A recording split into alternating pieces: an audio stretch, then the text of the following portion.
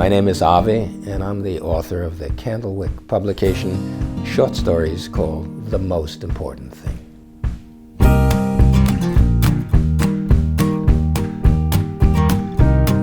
I think it's a radio script. I grew up in the 1940s, and there's no date on it, but I think I'm probably 4th or 5th grade. And it's a radio script, an adventure in space that my mother must have saved for reason. I guess it's funny. That's the earliest one. And probably then written 1944 or 45 or something like that.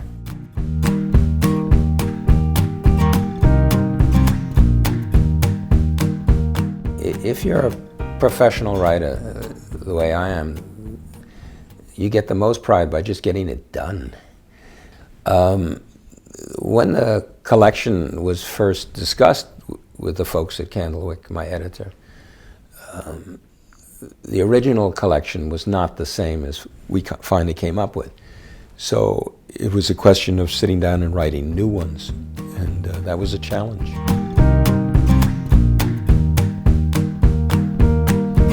Not everyone likes short stories. I like them, I love them. And so that's number one. Interested in the subject, which is all about fathers and sons, and can bring something of their own to the story as well.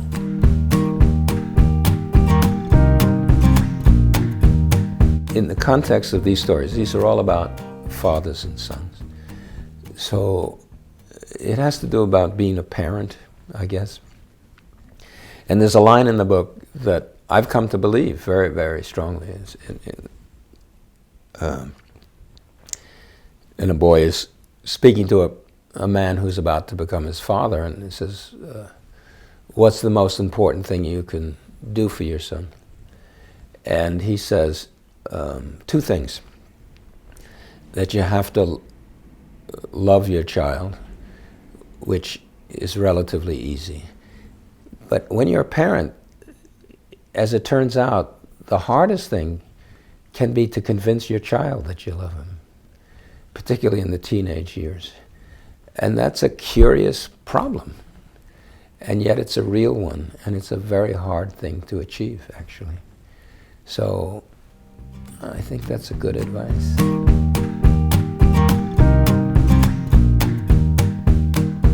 A parent came up to me once and said her daughter had just read my Newbery book. It's called Crispin, the Cross of Lead.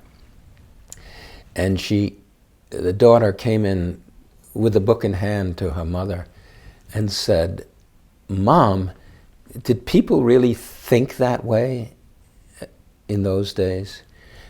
And I was very struck by that. I really appreciated the comment because it suggested that this work, which is historical fiction, got to that young woman with a sense that this was a different time and different place.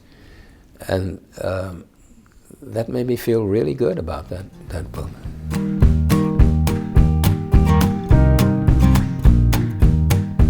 I'm a son. I mean, I had a father. I actually didn't get along very well with him. I have my biological sons and I have stepsons. And when you're in all of those different roles, you think about it a lot. And in fact, being a stepfather, you tend to think more about it. It's not automatic. You don't deserve to be cared for by your stepchildren. You have to win it. You have to deserve it. And in some ways, you have to be much more conscious of the fact that you are a father and think about what you're doing, what you're saying. So all of that made me acutely aware of being a father. And it's a fascinating thing. And it's not something that men, fathers, talk about a lot. I don't sit down with my buddies and say, well, I am having problems with my children. How about you? I mean, I think women do that to their credit, but men don't do that very often. Should do, but don't. And so I just wanted to do it and write it. And I think I have, but it's not the end of the questions or the answers. Maybe they're not even answers in the book. One of the wonderful things about writing for young people is you're not giving them answers, you're giving them experience. And that's what I love about writing for young people. Just making their lives a little richer, a little bigger, and maybe not even answers, but questions. If you can spend a life creating questions, I think you've done a good job.